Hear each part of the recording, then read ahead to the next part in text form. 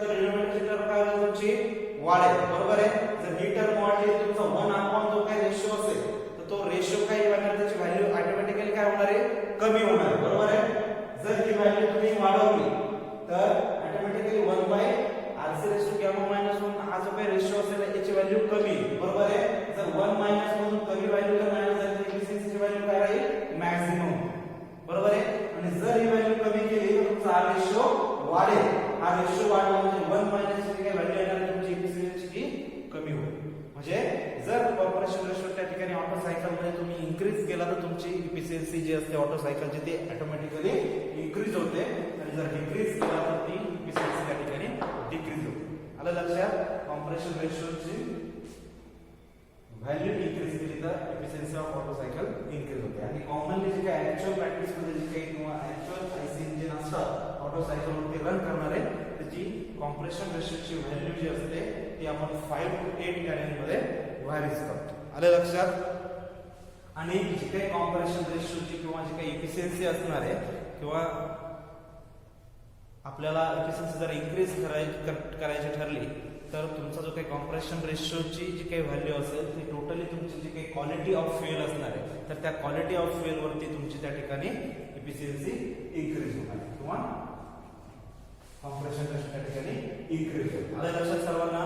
तर त्या ठिकाणी आपण जर 4 नुसार काढायचं ठरलं तर तुम्ही एफिशियन्सी वर्सेस कॉम्प्रेशन रेशो जर दाखवला काय येते, सपोज आपण आरसी कॉम्प्रेशन रेशो याचा सपोज व्हॅल्यू कन्सिडर केला 4, 2, 4, 8, 10, ठीक आहे. त्यानंतर एफिशियन्सी कशी इन्क्रीज होते, ही काय म्हणजे एफिशियन्सी इन पर्सेंटेज, ठीक आहे.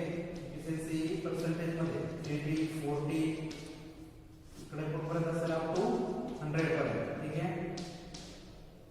40, 50 अप टू 100 जो काही ग्राफ असणार आहे तुमचा, ठीक आहे. तर तो ग्राफ जे रेंज सांगितली मी ती ऑब्वियसली काय असेल तुमची 5 to 8 मध्ये, ठीक आहे.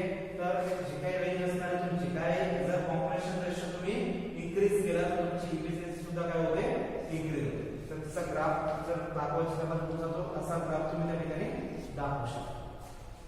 Compression ratio increases then Otto cycle efficiency also increases. अगदी लक्षात.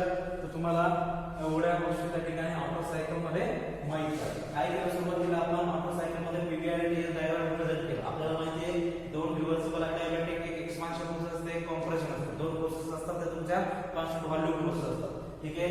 1 to 2 ला काय होणार आहे, आयसेंट्रोपिक कॉम्प्रेशन. या प्रक्रियामध्ये कुठल्याही प्रकारची हीट ॲडिशन होणार नाही. ॲडिशन होणार आहे तुमची ऍट कॉन्स्टंट व्हॉल्यूम प्रोसेसला 2 to 3 ला. इथे कधी हीट ॲडिशन केली जाईल, that heat addition will be equals to mcv delta T. mcv delta काय आहे, तुमचा मास आपण कन्सिडर केलं होतं 1 kg. cv constant volume, so at constant volume, आणि डेल्टा टी काय असणार आहे ठिकाणी T3 - T2. सिमिलरली 3 to 4 काय होणार त्या ठिकाणी एक्सपान्शन होणार आहे, ठीक आहे. कसं होणार ते आयसेंट्रोपिक एक्सपान्शन किंवा रिव्हर्सिबल ॲडियाबॅटिक एक्सपान्शन. 4 to 1 मध्ये काय होईल त्या ठिकाणी प्रोसेस 4 to 1 ला कॉन्स्टंट व्हॉल्यूम प्रोसेस असेल. त्या ठिकाणी काय होईल, फक्त हीट रिजेक्ट होईल. त्या ठिकाणी तुम्ही दाखवलं तर हीट रिजेक्टेड काय असणार या ठिकाणी mcv delta T. mcv delta T म्हणजे काय असतं, मास आपण 1 kg कन्सिडर केलं पुन्हा. त्यानंतर process cv specific heat at constant volume, आणि टेम्परेचर डिफरन्स काय असतं त्या ठिकाणी T4 - T1, ठीक आहे. T4 - T1. त्यानंतर पुढे net heat supply find out केली तर नेट हीट सप्लाय काय असते QA - QR, ठीक आहे. एफिशियन्सी काय असते, net work done upon heat supply. तर त्याच्या व्हॅल्यू सबस्टिट्यूट केल्या आपल्याला एक इक्वेशन मिळालं, ठीक आहे, इन टर्म्स ऑफ टेम्परेचर, ठीक आहे.